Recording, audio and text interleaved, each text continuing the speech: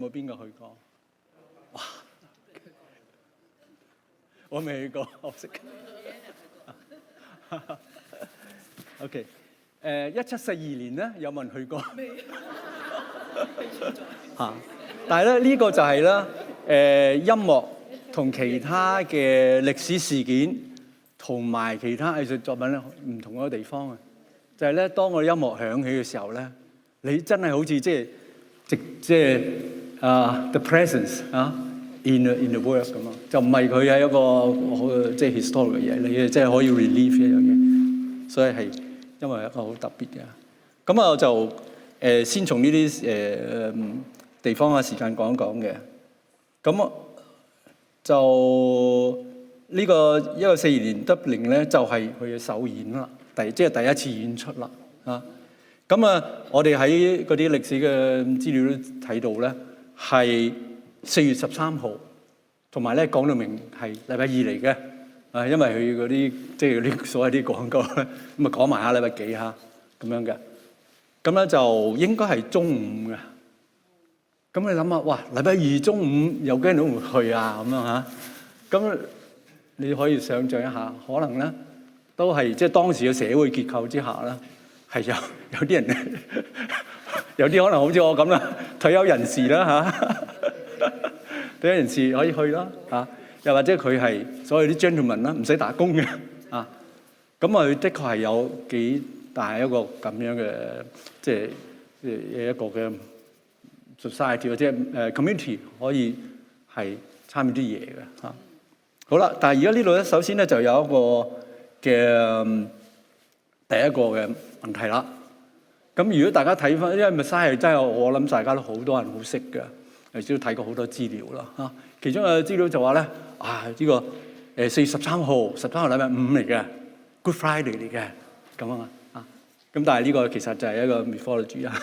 其實我今次呢個演講咧，都係有部分咧，都係想話即係除魅啊 disenchantment 因為呢個作品咧。咁樣嘅經典嚇，又有流暢啊，咁累積咗好多嘢㗎。佢冇錯，好有意思嘅，但係亦都有啲咧，可能未必必要嘅。有啲即係過度神話化嘅，你覺得都唔需要嚇。無論對你對咗作品認知或者演唱方面，到後邊咧就會有多啲，即係我哋一齊唱下咁樣嚇，講下啲唔同嘅 style 嘅問題啊。其中就係話，好似即係抹乾淨佢，除咗啲塵啊，咁啊睇得清楚啲咁啊。咁將呢啲咁嘅啲唔係一定要嘅嘢咧，可以清去嘅。咁咧就用咗少少功夫喎，我要搞呢個嘢，因為咧查好多嘅資料咧，有啲人就話4月13號係1742年咧，就已經係過咗復活節㗎啦，復活節之後嘅就話咧3月幾啊，咁咧就都搞一餐嘅。因為有呢啲咁嘅咩咧，就因為我哋如果當中有啲專家知道嚇，所以有咗 Julian calendar、Gregorian， 我而家係所謂 Gregorian calendar。咁而英國咧係1752年之後先至改晒呢個所謂而家現代。咁所以個月份咧係爭一啲嘅。不過咧，其實如果查呢啲同教會有關嘅嘢咧，喺嗰陣時咧，其實最可靠咧就係呢個 Book of Common Prayer 所以呢個共禱書，我唔知當中有冇朋友係即係呢個即係譬如禮儀教會背景嘅，有冇用 Book of Common Prayer 有冇？可能咁樣嘅，咁佢就會按住地區唔同啦嚇。咁我而家查到咧就係喺即係當時愛爾蘭嗰本，同埋係即係1742年之前嗰本，之後咁啊睇唔翻啦嚇。佢之前嗰啲咧，佢就會印埋跟住嗰幾年咁噶。因為復活節呢個日期因為列咩咁啊嚇，咁所以咧，佢之前嗰本咧就會話跟住，咁入邊咧又包括埋1742年嘅，咁就確定到咧嗰年咧嘅復活節咧係4月18號嘅。咁即是話咧，佢其實係所謂呢個 Passion Week 嘅禮拜二嚟嘅喺復活節之前。咁的確咧，呢個亦都係解釋到即係。彌賽亞係一個好長嘅傳統，即係話喺受苦節呢個時期係唱嘅。咁佢個內容咧，亦都真係好配合呢樣嘢嚇。其實佢最主要嘅或者佢重心咧，就係一個 Part 2啊，大家會好多好熟啦嚇。part 2，即係受苦嗰部分咧，其實篇幅最長啊。咁然後咧復活啦，復活嗰度咧佢就相對係好精簡嘅啊，佢即係預告住咁樣。咁就160年之後，我哋喺呢度。咁啊就我都要查一查有啲嘅記錄啦啊！呢個我哋而家呢個主辦嘅單位咧，即係春運會咧，就係1982年嘅，哇都幾有係啊！咁亦都查過咧，咁喺過去除咗呢個 pandemic 期間之外咧，有40次呢個所謂嘅 annual worship 㗎，其中有9次係唱 Messiah。咁今年咧就會唱第10次啦嚇，所以就我話我而家就有少少做呢個 promotion 啊，鼓勵大家喂。就你5月嘅時候計下，喂你跟住咧9月翻嚟嘅時候咧唔好出咁多 trip 啊cruise 啊乜嘢嗰啲咧，下一次排開去參加呢個咁重要嘅即係10週年嘅 Messiah 嘅演唱咁樣。咁不過咧，我亦都有諗少少，即係我唔知呢度係咪有啲即係元老級嘅聖出眾會嘅朋友啦即係我又呢個我嗰陣時我未嚟就所以我都唔係好知道嗰個歷史。就當你華人聖樂春運會，跟住咧佢同個英文名之間咧，其實係唔係完全係同步嘅即係華人聖樂春運會，跟住呢個 Toronto 咁呢個 OK 啦，一樣啦，就係但係咧嗰度中文咧就 Chinese 英文咧 Chinese Evangelical Church Musicians， 中間係少少嘅。咁當然我就覺得呢個係一個香港傳統嚟嘅。即係因為香港好興嗰啲中英文咧，係個名唔同啊嘛，譬如啲戲咁咁多咗，即係多一層意思嘅，都幾好嘅 enrichment 好，不過咧，我而家排咗咧，就先問一問大家當中有邊個係喺過去有參與呢個即係出動會唱 Messiah 嘅睇下先。有1次到3次嘅表示哇都有㗎，4到6啦，即係大概啦我唔會話 check 你係咪真係記得咁準嘅，大概啦，印象中7到9次啦。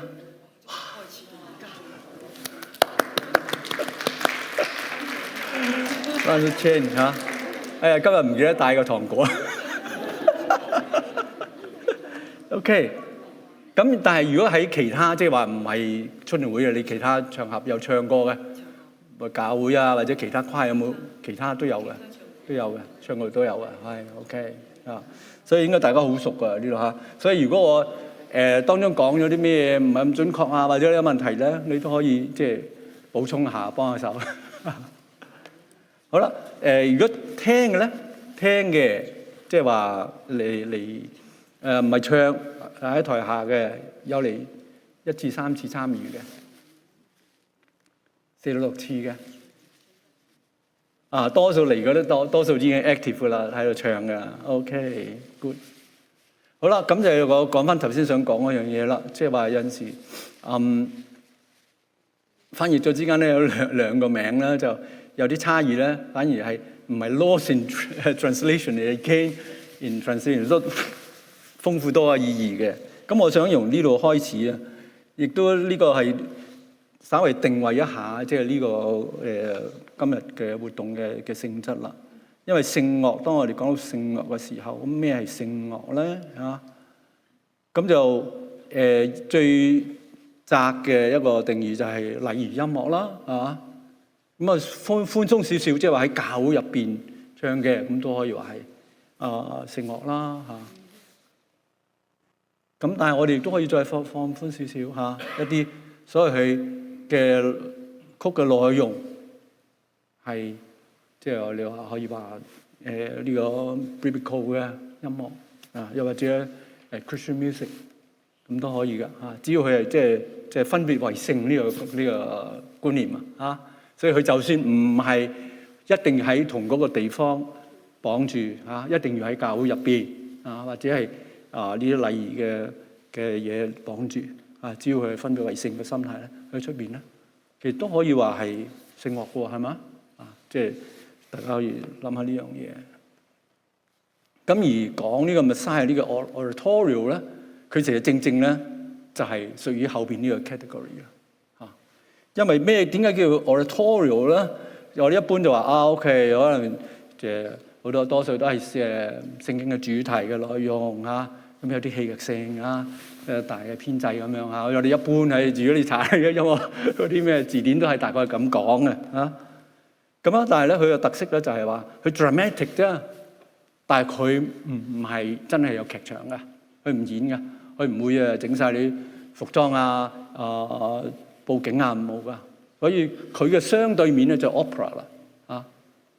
雖然佢音樂嘅語言咧都可以話，其實係 operatic， 尤其是 Handel 呢個嘅，大家會都知道佢呢個作家嚇，其實佢作好多 opera 嘅啊。咁佢後期咧就轉咗作好多嘅oratorio， 但係佢嗰個音樂語言咧好多係共通嘅。一陣間我仲會有一啲 example， 即係話可以借嚟借去嘅啊。唔單止佢自己借嚟借去，當時譬如 Mozart 咁都好多借嚟借去嘅呢一種咁嘅情形嚇。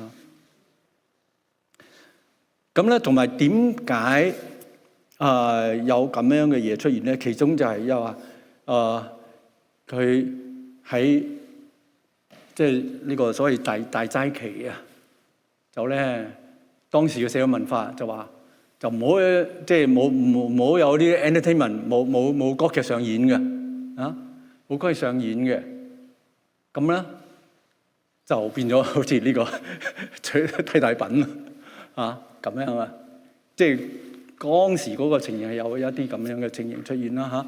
但係你都可以話唔需要話覺得係代替品啊！我根本上嚟睇大戲嘅冇得睇啦，我吊住癮咁樣都唔需要咁樣諗啊！但係就係因為咁樣嘅情形啫，就產生咗呢個咁嘅曲種出嚟。咁另外咧就係話，雖然佢係 biblical topic， 但係佢係非呢個禮儀性嘅啊。如果係從喺禮儀嘅喺教會真係教會入邊就 cantata 啦嚇，所以佢就唔係 cantata， 佢就係呢個即係 oratorio。咁咧 oratorio 嘅字咧，其實一開始就係話佢因為佢唔係喺教會入邊嘅，就喺嗰啲即係細嘅 chapel 嗰啲，特別係俾啲信徒可以比較自由嘅去嗰度祈禱嘅。咁你祈禱呢個字咧，本身就係即係ora 嚇。oratorio 嚇，咁如果有啲弟兄姊妹知道有呢個修道院傳統啊，其中佢哋話 ora et labora 啊嘛，祈禱同埋做工啊 ora and labora。佢喺修道院入邊咧就係種田啊咩工作，但係咧 ora 就祈禱，所以 oratorio 啊呢個字就係祈禱。所以佢原本係嗰啲地方嘅，因為就唔係喺教會入邊，因為佢唔係禮儀音樂啊嘛，所以唔喺教會入邊啊。但係呢個特別嘅地方嚟到係唱嘅啊，咁亦都係呢個 Lent 呢個大齋期中間嘅，所以佢都係話介乎即係話將呢個即係神聖帶入呢個一個比較非禮儀嘅一個場域入邊咧係進行嘅。咁至於話呢個evangelical 呢個嚇，咁呢個都稍微睇一睇啦。雖然係中文名，我就冇特別強調呢樣嘢嚇，但係英文名咧就有特別強調，所以我都唔係好了解當時係咪有特別某種想像啊。我哋係 evangelical church musician 唔單止係一個 church musician， 特別係 evangelical church 啊，咁可能都有某啲嘅承繼喺度啊，承繼一種譬如話。強調呢個即係跨宗派啦嚇，亦都喺呢個敬虔主義清教徒呢個傳統出嚟嘅咁比較強調某啲嘅價值嘅。咁當然咧，一個比較近代重要嘅代表咧嘅就係話呢個樂信信約啊嘛嚇。咁我諗好多望眼好多弟兄姊妹，即係後生嗰陣時咧可能都會記得呢個成個嘢所強調一啲價值啦。可能我哋喺呢個進行呢啲活動嘅時候咧，都係想強調嘅譬如最後會講到，即係話呢個holistic 嘅一種睇法啦即係話人係整體嘅，即係傳福音同社會參與我哋信徒同呢個社會之間係一個整體嘅所以未必話要外在咁樣去切割啦而係即係內在嘅價值。所以我哋嘅音樂啊等等都可以係放喺呢個情況之下考慮。咁然後最後就係話講到呢個contextualization 啦、cultural awareness 啊等等呢啲啦，可能都係會令到我哋對於呢個音樂嘅睇法係有改變，有影響嘅。OK， 好啦，咁翻嚟而家彌賽亞啦。咁咧我呢個題目咧本身咧就最初有諗點樣即係點樣講即係要唔要加括號咧咁啊？咁我諗首先咧就冇括號嘅，就係話即係耶穌基督本身啦就係呢個永遠嘅 Messiah 啦。咁呢套入邊咧就有幾處咧特別提到呢個 forever and ever 呢個嘅，就係講即係呢個受膏者耶穌基督本身嘅最出名呢個哈利路亞 chorus 入邊啦由啟示錄嗰出嚟啦，最後嗰首啦Worthy is the Lamb 亦都係有呢個 forever and ever。OK， 所以我就用咗呢個做呢個主題啦。咁亦都可以話，因為先有咗即係呢個受膏者彌賽亞，然之後咧就有呢個斜體嘅或者係加括號嘅呢個作品就係佢係嗰個一個1742年演出嘅1742年。咁呢個作品咧真係好特別㗎，喺呢個即係一般嘅音樂史入邊嗰個位置，因為可以話佢第一個正式係 classical music。因為 classical 你點樣去了解佢啊？係嘛？佢就係話佢真係咧，好似歷久不衰嘅一路到而家。即係我哋而家再講唔係喎，其實Bach都唔少作品啦Bach再做之前Palestrina 再估下咩咁樣 OK 但係冇得揮嘅，即係以嗰個即係冇即係冇延續性冇斷過，冇延續性，同埋嗰個廣泛性咁呢個咧就係我下邊都有寫咗啦 ，Class of 1685因為佢同Bach係同年出生嘅咁呢個同學仔咧都雖然都係好重要，尤其是喺即係我哋信仰上面咧，都係一個好重要嘅一個音樂嘅遺產嚟嘅。咁但係如果你話即係要用一個咁誇張嘅角度嚟講咧，咁始終都係唔及咗Handel。咁當然佢亦都有好多嘅因素加埋啦，因為佢喺英國佢係用英文寫好多作品啦。咁而英國呢個英文呢個隨住呢個globalization colonialization 等等，就即係 somehow 都會推波助瀾咁樣，令到佢比較容易係傳出去㗎。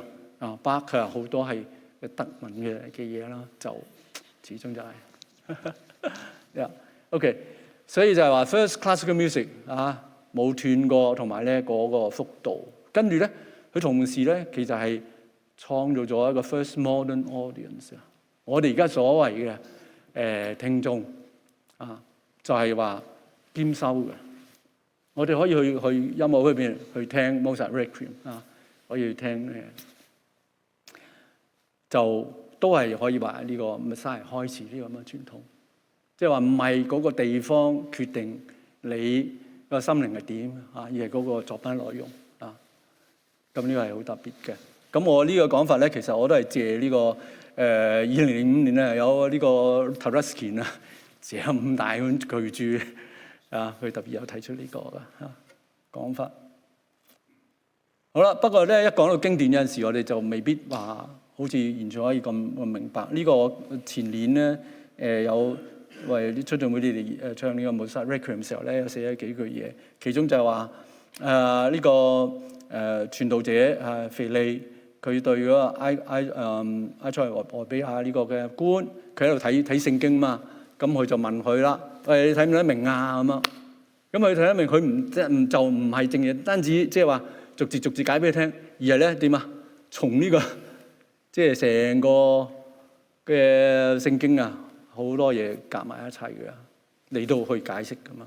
咁我相信咧呢個精神咧，亦都係後來我哋即係基督徒研經甚至影響到呢個世俗嘅所謂人文嘅研究好多所謂詮釋學都係咁樣嘅原則，即係話咧即係呢個 contextualization 啊，即係 meaning 係喺個 context 嗰度啊。咁但係咧 context 本身咧就可以好多嘅啊，因為你唔知道啊，如果用呢個角度睇會睇到咩嚇，所以係無邊無際嘅。所以我有呢句話，我係好成日中意引用嘅。Meaning is context bound，but context is boundless 啊，所以可以好多角度嘅。咁我今日咧，喺咗有限時間方面咧，當然都係講咗某一啲嘅點嘅啫，但係希望都係能夠令到我哋更加稍微靠近少少呢個作品。咁當我哋以呢個作品為一個核心嘅時候咧，咁佢嘅所謂嘅脈絡咧嚇，就係嗱，因為呢個唔嘥係有文字部分啦，有音樂部分啦嚇。咁一個就係佢嘅背景啦，佢過去啦。係點樣產生嘅？但係另一邊咧，就係佢所謂佢嘅後世嘅影響啊，所謂 reception 啊嚇。咁呢部分咧，本來我都想講多少少嘅，但係計下，我又覺得後邊嗰度大家有啲實作嗰度多少少好啲，所以呢度咧可能我今次都唔會講太多啦嚇。咁但係 background 咧可以話係 then and there 喺嗰個地方嗰個時間嚇。咁嘅 reception 咧就係咧一路嚟到我哋呢個地方，嚟我哋呢個時間嚇。咁中間點樣去 bridge 到佢？但係頭先都有提一提音樂咧就好得意嘅。佢當佢即係實際上你去聽佢，甚至你實際去唱嘅時候咧，好似佢就已經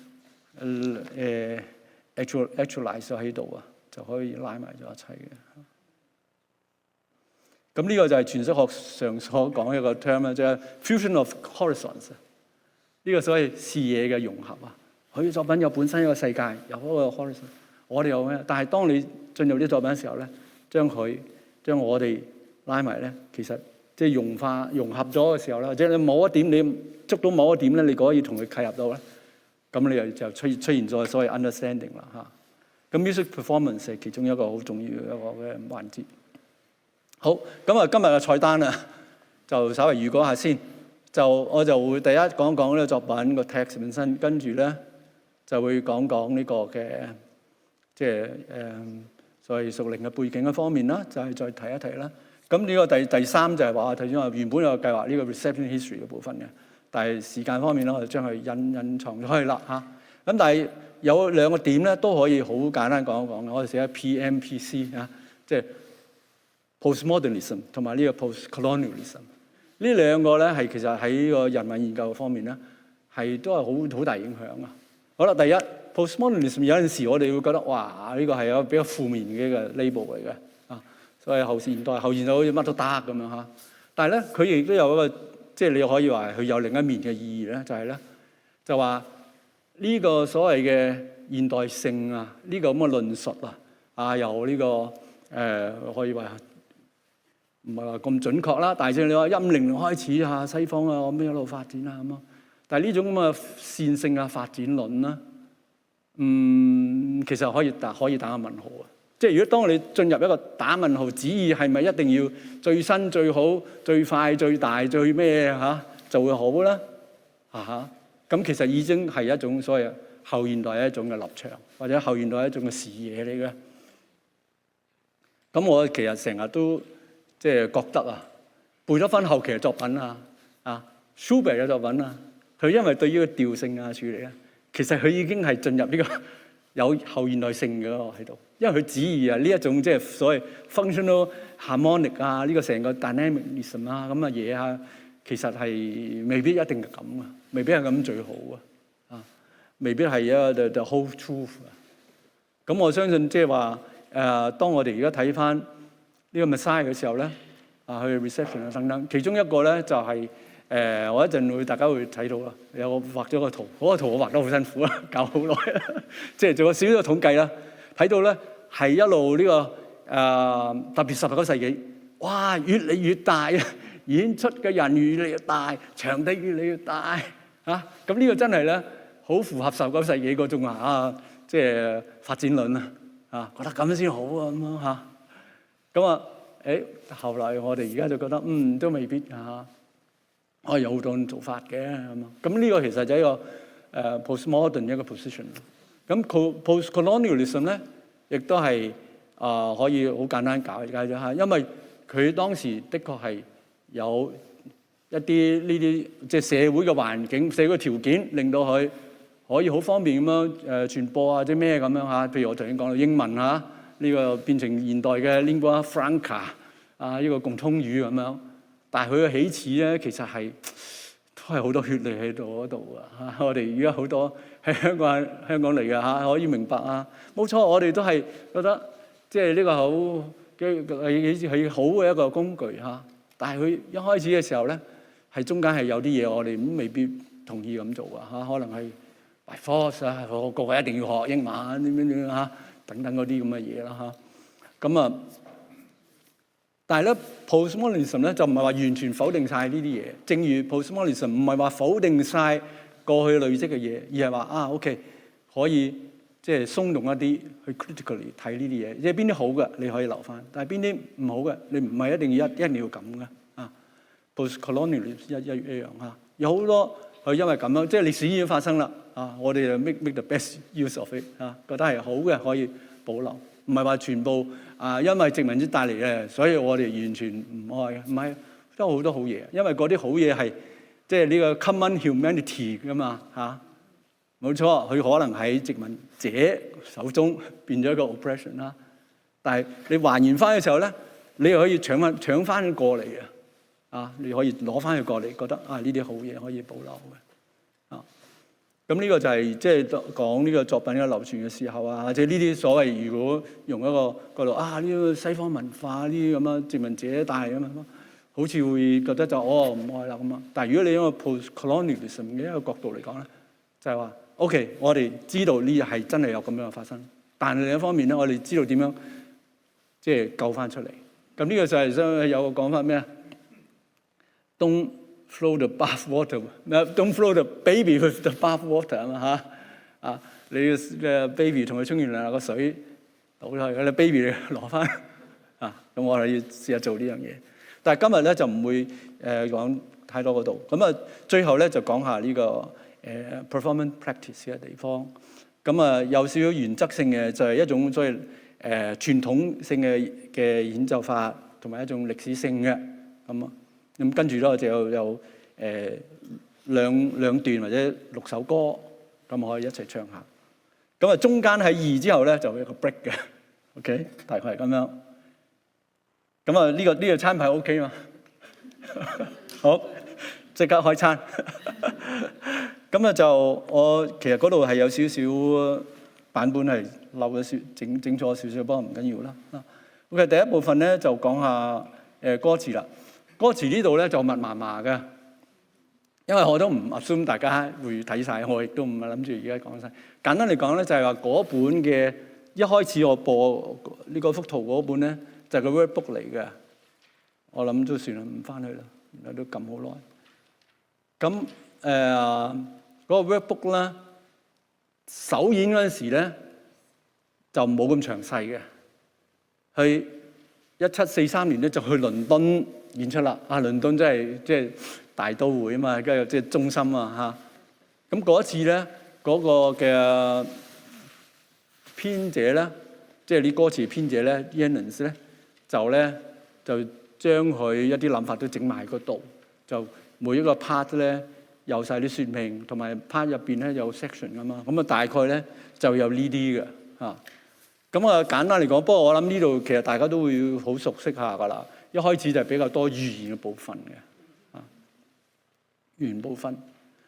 咁當然呢個亦都係話 Messiah 其中一個，即係可以欣賞到佢點解我份量咁咩嘅時候，就喺呢度。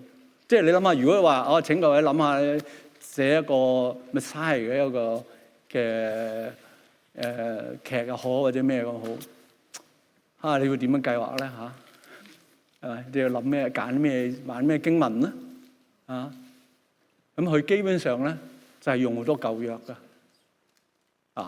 我哋都知道巴就寫咗唔少嘅即係受難曲啦。咁佢基本上就係跟住嗰個福音書嘅記載咁樣，就差唔多係好戲劇化咁啦，嗰啲人物啊咁樣嘅。咁呢個 Messiah 嘅入邊咧，就基本上冇直接啲人物㗎，啊，邊係冇直接人物㗎。咁好多真係透過一個好非常嘅一個 contemplative 嘅一個嘅設計嚟㗎。透過呢啲咁嘅經文，唔係直接嗰啲人物嘅活靈活現演出嚟啊，而係啦用呢啲嘅嚟到鋪陳佢嘅。所以第一部分咧就好多以賽亞書啦，40章嗰度預言啦。咁係到咗後邊嗰度咧，有講耶穌實際出生嗰度咧，即係話呢個預言實際實現嘅時候咧，就路加福音2章啦，嗰個最比較詳細嘅一個報導啦，啊天使啊等等咁樣。第二部分咧就直接講呢個嘅救贖係點樣完成嘅，咁所以係講耶穌嘅受苦啊咁樣。咁佢亦都係透過以賽亞書53章嚟到講嘅。就唔係直接用福音書啊，講到受苦啊嗰啲咁嘅經文嘅啊，詩篇啊咁啊，然後最後哈利路亞 chorus 啊，用呢個啟示錄嗰度完成咗啦。但係呢個都唔係最高潮，仲有最後好多時，因為佢啲哈利路亞寫得太好啊嘛，就諗住哇結束啦，唔係，仲有第三部分。咁但係咧呢個真係 handle 真係高手嚟㗎。第三部分一出嗰首咧，可能大家都係嘛覺得哇，嗰真係 I know that my 呢個係直接嘅宣講即係宣信啊，即係話我知道我救贖主活着咁樣。咁個第三部分咧係相對比較短嘅因為經過咁樣啦，佢就好精簡啦。但係就集中咧就喺哥林多前書15章嗰度講個。呢個復活啊嗰啲嘅，咁同埋咧就係比較多 quote 啟示錄嗰部分嘅，咁所以最後咧佢係又翻去啟示錄所以好似第二部分結束又係用啟示錄，第三部分又係啟示錄，咁變咗咧其實嗰度咧喺作曲上面嚟講咧幾大挑戰㗎，因為你已經有一個高潮啦，你點樣再整個高潮咁我哋會睇到咧，所以哈利路亞其實比較容易唱啊！最後嗰度咧 ，Worthy is the Lamb Amen 嗰度，哇！真係，我哋一陣試下咁但係咧，佢就係咁啦，哇！將佢真係帶到個嘅高峰啦，再攞個高峰喺嗰度噶。好就係話頭先有睇到少少啦。佢啦唔單止係佢採用經文啊，同埋佢都改少少噶。但係佢唔係話即係。哇！你聖經你咁改而係話佢咁樣演出嘅時候咧，佢特別將嗰啲第一身嘅轉咗第三身，因為佢就唔想話好似好演戲咁而係一個即係 reported speech 咁樣嘅譬如話 Come on to me， 佢唔係 Come on to him 指向入面嘅本來話我的擔子是輕省的，耶穌講啊嘛，咁啊。佢嘅擔子係輕的呢啲等等咁啦咁就另外係咯，就係話呢啲啦。Comfort my， 即係佢都有保留部分係正式Comfort my people， 但係咧佢即刻咧就因為佢經文亦都有嘅，即係save the law，save your law 咁樣，tough save the law，the angel said 等等，但係就少數嘅。好啦，就真係啦，所謂 first person 咧，就係呢個 I know that my Redeemer lives。約伯記嗰度啦，約伯記嘅聲音啦，同埋保羅嘅聲音 Behold I tell you a mystery 等等。咁另外咧就比較多係即係我們God with us for unto us a child is born 等等呢啲。所以係可以話好一個靈修性嘅一個嘅安排嚟嘅OK， 上睇嗰度，原來同我哋嘅關係咁樣但係就唔係一個 dramatize 嘅情形嘅。好，我諗大概咁啦好啦，咁音樂部分咧，咁我亦都係好精簡啦，因為如果唔係咧，好似即係太過會上堂。不過基本上嚟講咧，就係咧佢咁樣咁多首啦，就佢都係有啲喺音調上面設計嘅。當然佢亦都一般可以想象啦，好多啦，譬如話有陣時獨唱下咁樣，呢啲嘅變化啦，快慢嘅變化咁啦。但係即係呢個所謂 tonal structure 咧，喺呢個音樂演員嚟講咧，係都幾重要一樣嘢啊。或者係喺嗰個時期咧，就已經咧係越嚟越重要啦。但係都未到話即係18世紀後邊嗰度就咁工整啊。到咗 Mozart Haydn 啦，佢哋就真係好工整噶啦嗰啲嘢。咁但係我喺我哋呢度咧，已經開始睇到一啲咁樣嘅設計啊。嗱，譬如大小調嘅變化啦，一開始個 overture 嗰度，跟住到呢個 Comfort 嗰度小調一轉大調，嗰個係 magical moment 嚟㗎。不如聽少少啦。我有睇翻啲資料咧，就話香港即係都係演好多呢個嘅。咁最近有一次嘅比較大嘅演出咧，即係香港聖樂團咁啊，但係佢就話唔想話好似又係即係完全原裝咁唱，佢又加啲嘢咁啊。但係咧個加嘅結果咧，就係咧佢就冇演呢個 overture。我覺得即係你冇咗一開始嗰個成個味道都唔同咗啦嚇。呢個唔 cut 得嘅，其他都可以 cut 呢個唔 cut 得嘅。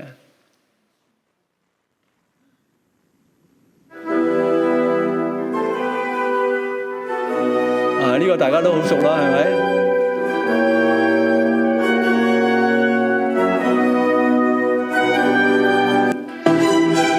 好啦，跟住去接呢個大調嘅快板啦，係咪？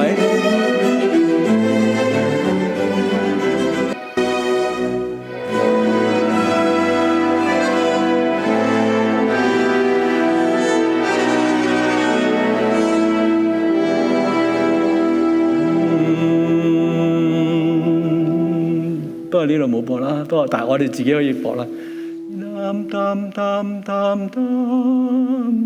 係嘛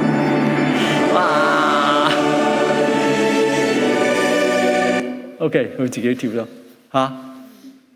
即係一開始呢個小調中間有個快板大調，對尾咧 fall back 去翻嗰個小調嗰度。哇！嗰個真係眼淚都流出嚟嗰度但係咧咁喺嗰個之下咧。嗰個大調出嚟咧 ，Comfort 嗰個咧就真係夠晒安慰啦即係呢啲啦，其實都喺呢個入邊咧，都用好多呢一種嘅手法，帶小調嘅。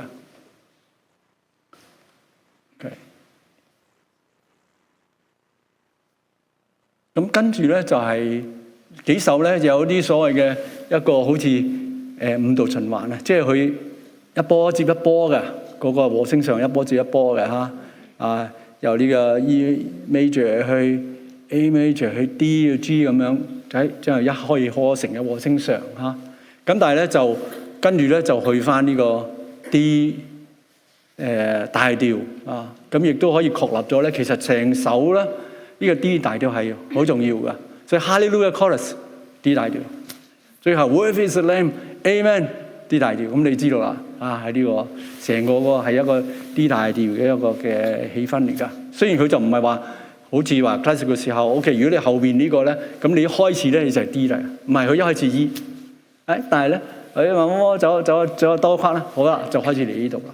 同埋咧 D 大調有個特別嘅，因為咧喇叭有冇喇叭係 D 大調跟住咧鼓 D 大調。咁呢個佢哋成日係走埋一齊噶，鼓喇叭一齊boom，咁呢個就係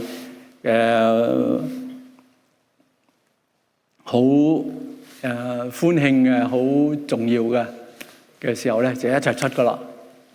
咁所以呢個 D 大調咧就係有呢個作用啦。所以呢首嘢入邊咧，雖然唔係好多時會用呢個樂器但係喺呢個重要時候咧 ，Hallelujah boom Amen 嗰度都有等等咁啦，呢度又係有一個嘅咁樣嘅一個連串啦，跟住翻嚟D 啦Glory to God。不過咧，佢最後咧第一部分咧係去咗一個所謂嘅即係遠少少嘅調一個，但係都係有個關係嘅，一個3度嘅一個調。但係咧就相對係一個比較即係 soften 嘅調啊。所以啱啱嗰度配合咧 rejoice 啊，跟住啦神會餵養我哋嚇 His yoke 啊咁啊，嗰度係一個即係相對一個好 warm 好 nice 嘅一個小段咁噶。咁然後咧，因為係為咗準備第二部分嘅曲啊。咁我呢度都跳過好多啦。咁啊就第二部分咧好重要，就係我哋一定會唱嘅啊 F minor、F major、F minor 呢一個咁嘅連結咯啊。因為 F minor 嘅時候咧，佢就會同呢個所謂 A flat major 係相關嘅。咁嗰度咧已經去到所謂4個降啊。其實好多時咧，我哋睇譜啦，即係睇佢降得越多咧，你知道成個氣氛咧就係點樣噶嚇？升得越多啊，當然咧升到5、6個咧，可能又好特殊噶啦，又都好多怪嘢啦嚇。到19世紀末啊、20世紀初啊，好多去到嗰個區域啊嗰度，即係嗰啲極端嗰啲就比較極端噶啦嚇。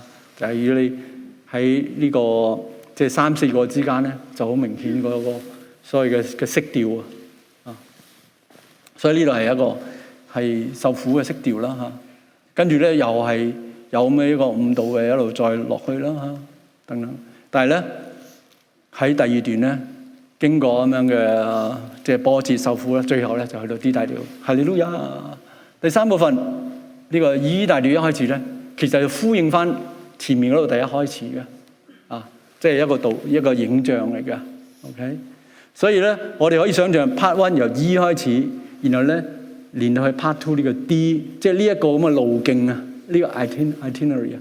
然後第3咧係一個即係縮影啊，一個短嘅一個 recap 呢個啊，由 E 咧唔好忘記我哋點樣由 E 嗰度跟住去到 D 嗰度啊咁樣嘅。所以就 trumpet shall sound 等等 D 啦，一路 D 啦嚇。OK， 好啦，呢個大概講一講啦。咁啊，另外咧，我哋就有陣時知道有好多版本啊，買譜入邊咧都有好多版本嘅。就算各位手中啊 Shaw 呢本咧，佢後邊嗰度係嘛，應該都有噶，有列 appendix 嗰度咧有列啲 variants 啊。咁嗰度咧其實主要係因為咧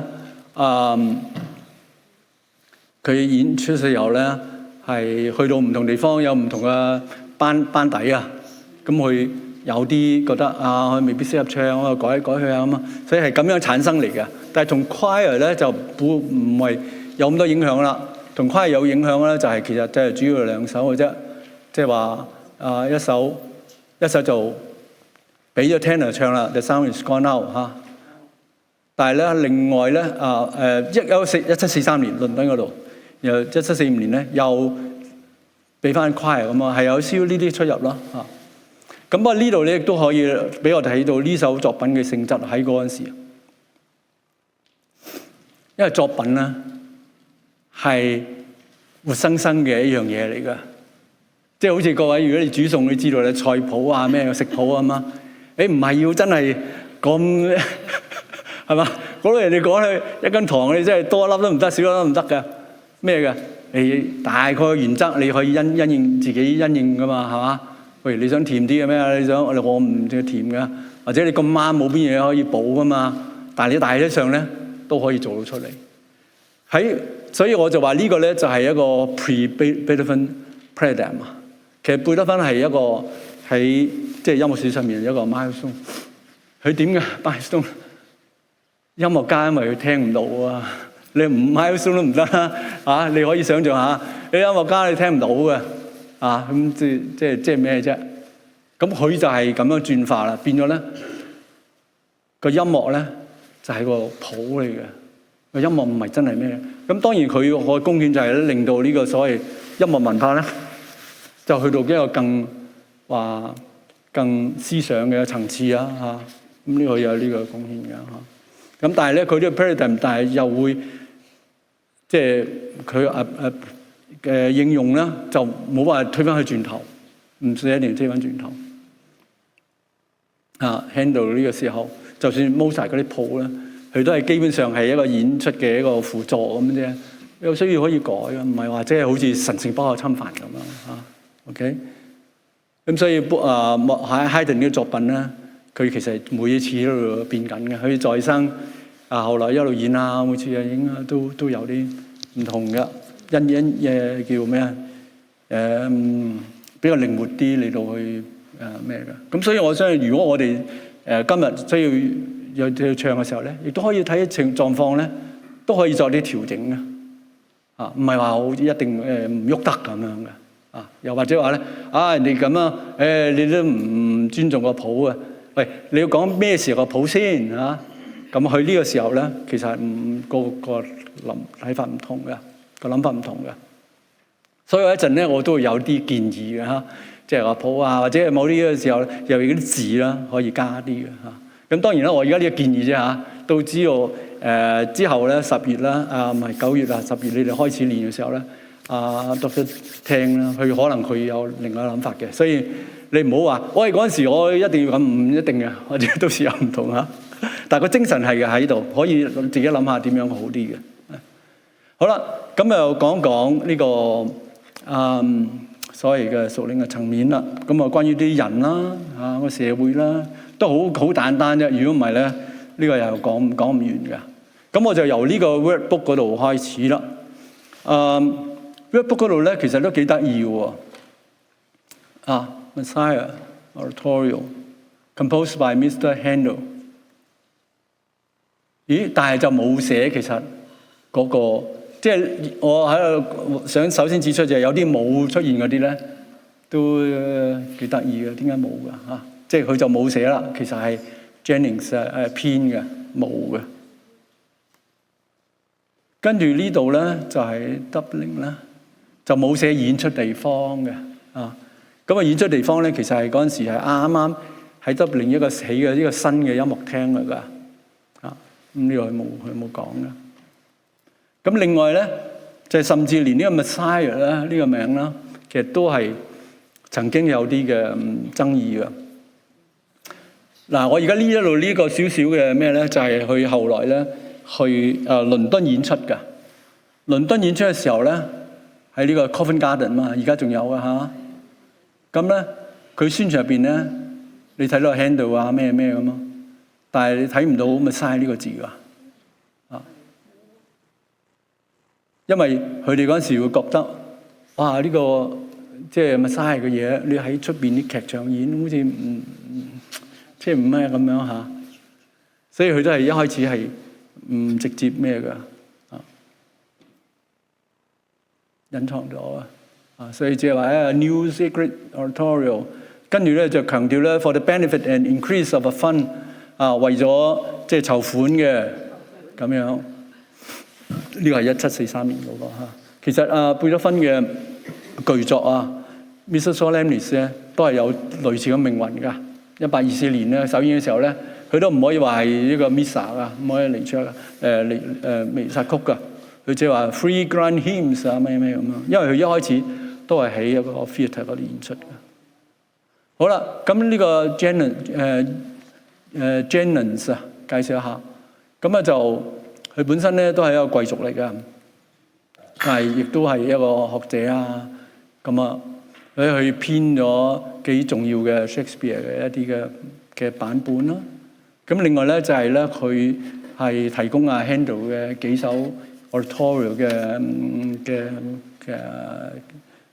歌詞嘅但係佢就係冇announce 佢嘅名嘅咁佢自己本身咧就係可以話相對係比較一個保守一個嘅信仰傳統同埋一個嘅世界觀咁樣嘅所以一方面我哋睇到佢呢個作品入面咧，可以話非常嘅一個敬虔嘅態度佢咁樣講其實係就係針對當時嘅所謂好普遍呢種咁嘅自然神論嘅一個嘅寫法，即係話呢個歷史性嘅耶穌係咁有呢個預言實現等等咁咯。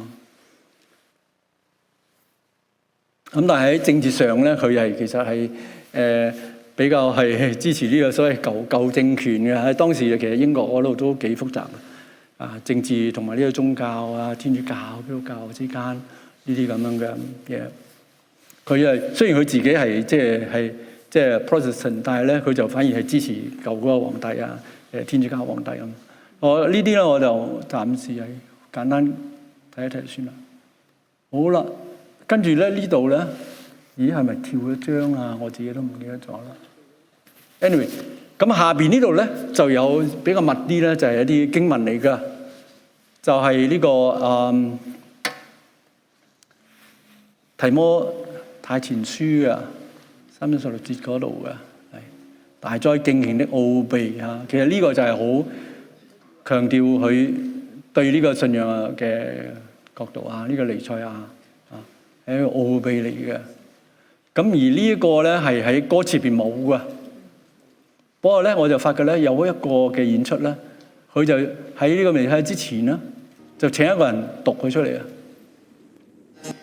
呢個大家可以都，咦冇咗嘅？sorry cut 咗啊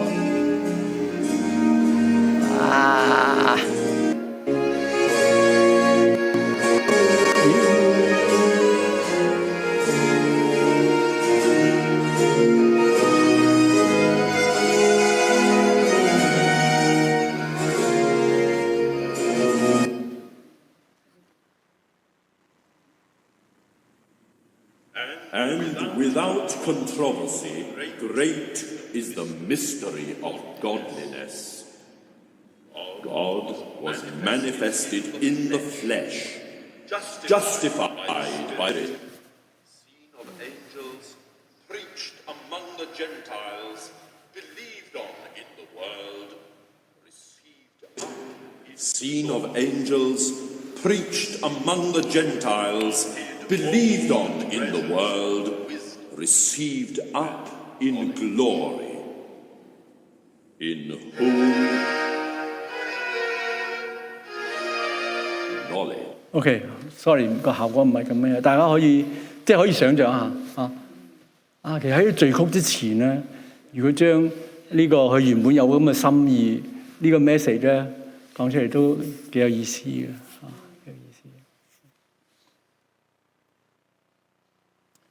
提前同埋呢個哥羅西書2章嗰度，所以呢個其實就係針對當時啟蒙時期好廣泛一種所謂即係自然主義嘅一個嘅小 statement 嚟嘅。好啦，跟住上面嗰度咧就係有一個拉丁文啊 ，Majora Canamus 啊，咁就引咗個即係叫佢羅馬詩人嘅一句嚇，就話我哋唱嗰啲即係或者唱歌或者歌頌一啲更高嘅事啦咁樣。咁佢其實呢個係一個係牧歌集㗎。咁啊前面講啲自然啊等等咁樣。但係到咗第4章啦，突然之間有預言啊，好嬰孩降生啊咁啊。咁啊佢呢當時即係研究呢啲學者咧，都唔係好知道究竟講緊乜嘢咧咁啊嚇。突然之間咁樣有個預言咩咁樣噶即係好神奇嘅到而家都唔係話知道佢係大概公元前40年嚇，亦嗰個詩本身亦都唔係一個即係宗教性嘅詩，但係咧就有一段咁樣所以好多人就話有一種即係彌賽亞式嘅一種嘅預言咁樣。咁阿 Jennings 咧就抽咗出嚟就放喺呢度就好似話我哋諗一啲即係或者歌頌一啲更即係上天嘅事咁樣。咁呢度咧就我又覺得佢可能係俾咗貝多芬靈感啊，因為貝多芬第9間曲啦，睇下呢度得唔得嚇？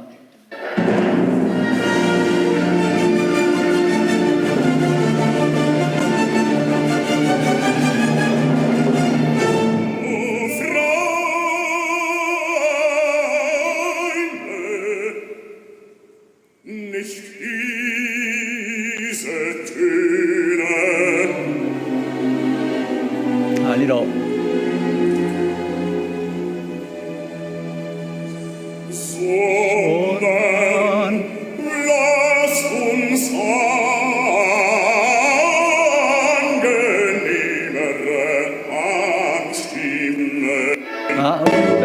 不如我哋唔好講呢啲啦，唔好話呢啲嘈雜嘅，講啲我哋唱啲好啲啦，聽啲好啲啦。其實係有呢個異曲同工咁嘅意思嘅嚇。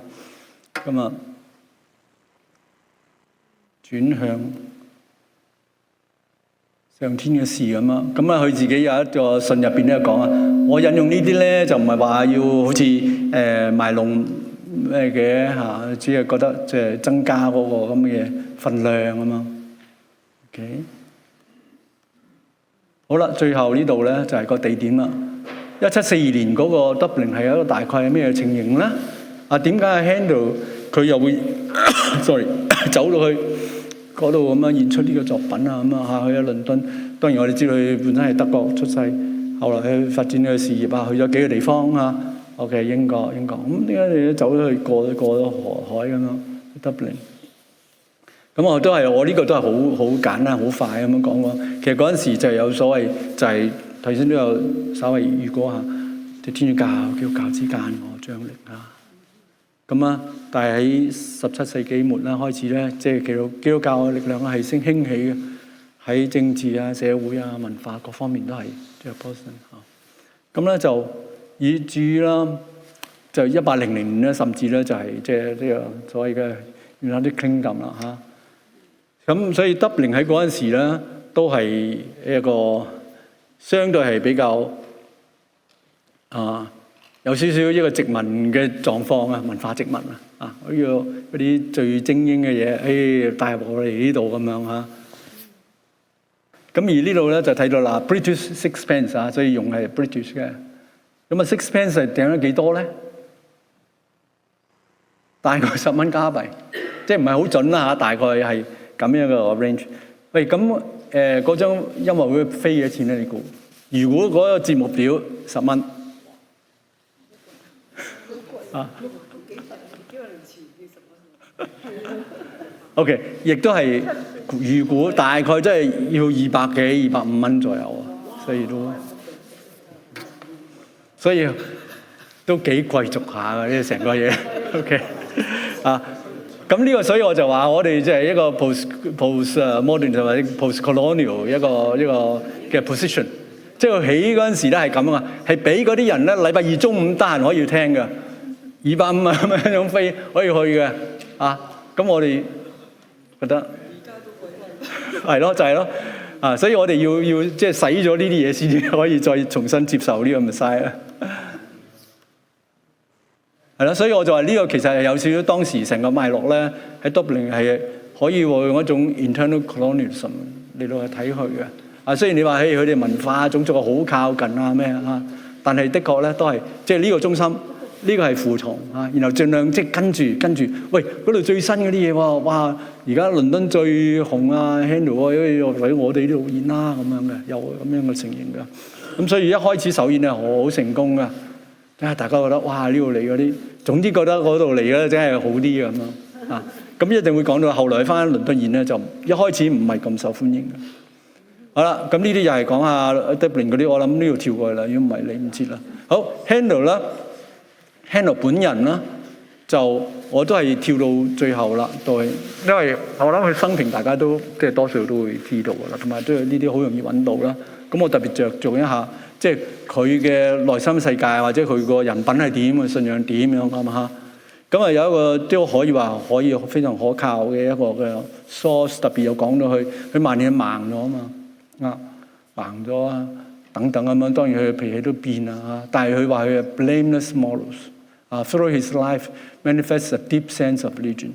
然後咧同佢傾偈嘅時候咧，佢成日講我讀聖經啊，然後將啲聖經譜嘅音樂啊，係帶俾佢好大嘅歡欣啊！然後成日喺度默想啲詩篇啊等等咁樣嘅。咁就呢啲令佢雖然佢已經到咗晚年啦，但係呢啲都令到佢咧improve into solid and rational piety attended with a calm and even temper of mind 咁啊，最後幾年佢就成日去附近嗰度嘅教堂啦 ，Hanover Square。By the way，Hanover 咧就係佢以前打工嘅地方啊。咁而呢一支咧 Hanover 咧就係因為呢個政治嘅緣故啊，就咧後來因為佢哋唔想有即係英國唔想有天主教徒嚟到做皇帝啊嘛啊。咁嗰度呢一途斷咗啦，所以喺 Hanover 嗰度咧。揾翻嚟嚇，所以如果你去英國見到有點解成日有啲 Hanover 咧，就係因為嗰陣時就係嗰度叫嗰個皇帝翻嚟啊，即係話住係基督徒嘅 Protestant 嘅咁樣嚇。咁啊，所以Handel 後來去咗英國啊嘛，其實佢老闆都嚟咗英國，有少少咁啊。而家 Jennens 咧就不以為然嘅對於呢啲，所以中間其實有陣時會有一啲嘅張力喺度啊。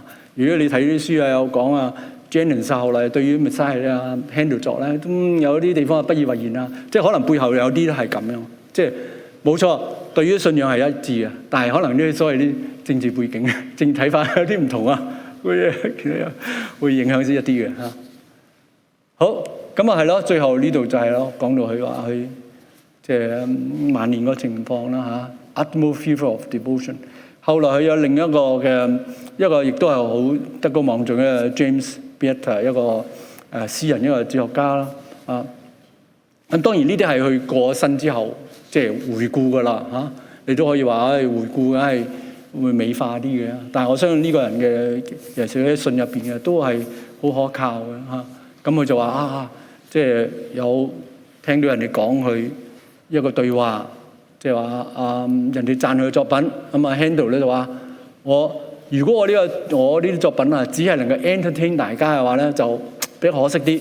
我希望佢哋能夠 make them better， 即係呢個作品有一個嘅即係教化，有一個嘅屬靈嘅意喺嗰度嘅咁樣咯。OK， 好，咁我呢度咧喺 break 之前咧就睇翻呢一個嘢啦。呢個咧就係佢手稿。我哋而家Handel Messiah 嘅資料咧，比較原始嘅資料咧，其實就3份，一份就係呢個，佢啱啱作完嗰時嗰個。咁但係因為呢個咧你唔演出得㗎，你咁樣寫咯咁樣嚇。好啦，實際演嘅時候，佢當然揾佢啲助手幫佢抄份比較工整嘅。咁佢一路用咗呢份咧，就周圍去演啦。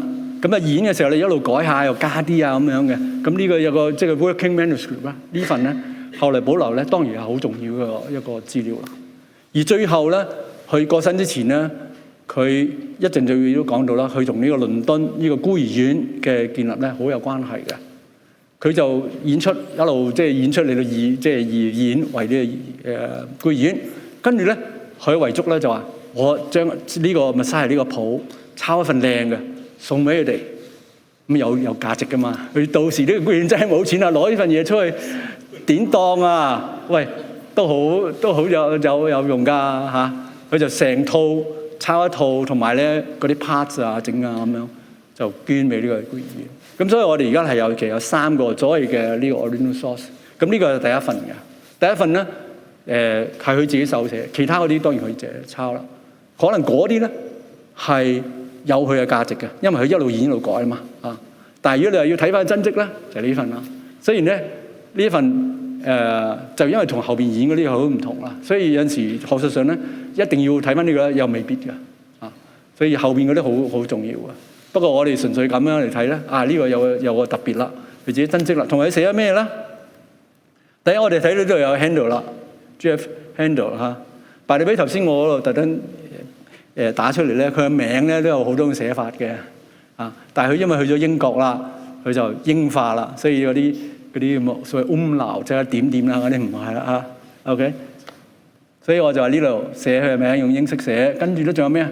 呢度有啦 ，September 多數都睇到係咪 ？September 12月1941年17，sorry，14年，所以我都需要 break 啦。好啦，跟住呢度咧有一個符號，我哋而家好少用噶啦，就係一個所謂嘅禮拜六嘅一個所謂symbol 啊，佢哋嗰陣時興嘅，用呢啲咁嘅所謂星座嗰啲 shorthand 寫嘅 ，OK。咁咧呢個好關鍵啊！呢個令到我咧頭先話能夠confirm 到究竟佢1742年4月13號禮拜二，咁呢個互相一對咧就係對嘅 match 嘅，即係話佢嗰陣時真係即係 Julian 嘅 calendar。咁同埋咧即係話個復活節咧就係佢嗰個禮拜日先係復活節㗎，就唔係過咗啦咁樣嚇，因為咧。睇好多資料咧，我呢啲都唔係咁講嘅，搞到我都亂咗。但係呢個可以幫助到啦。OK， 跟住呢度咧就寫話寫完啦，fine 用意大利文啦。所以呢度睇到佢呢個真係好多元文化，因為佢有幾年咧可以話佢去意大利留學嘅，喺德國出身，留學意大利學音樂啊嘛。當時意大利係一個最繁盛嘅地方，跟住翻返去喺佢家鄉附近去漢堡啊、Hannover打工，跟住咧就去英國啦，大概咁樣嘅。所以係一個非常國際化。好啦，下邊呢度咧就寫咗德文啦。Ausgeführten den 14. 即係話佢12號寫完啦，跟住14號咧再騰正翻好多啲佢寫嗰陣時好多啲 shorthand 咁啊，就總之係寫到比較清楚啲啦。跟住呢度咧角落嗰度咧有個87啊，87就係個小節不過我發覺咧其實佢數錯啊，佢有88嘅OK。呢度有個 note bene 嗰度，我哋又唔講佢啦。不過咧，最重要係呢個有冇發覺仲有一個嘢未出現咧？後邊呢個就係阿們啦嗰個即係最後一首嘛。但係仲有一個資料好似未講有冇發覺？有冇眼尖嘅？講埋呢個就我哋整嘅 take a break 啦。sorry， 呢度差唔多瞓喺度嘅呢個 S， 差唔多瞓喺度斜嘅S、D 就睇得清楚啲啦，係嘛？跟住咧 G、S、D、G， 當時咧好多作家巴等等都好嘅作品，最後咧 S-D-G 好似我哋有陣時細嗰陣時話學咩上數學堂咧，試完之後寫 QED 係嘛？而家呢個咧 S-D-G。Soli Deo Gloria OK。即係榮耀歸俾主啦，係咁。OK，break 15分鐘，係點？我唔知喎。呢個幾好問題，可以追蹤下。好，我哋3點半翻嚟好冇？3點。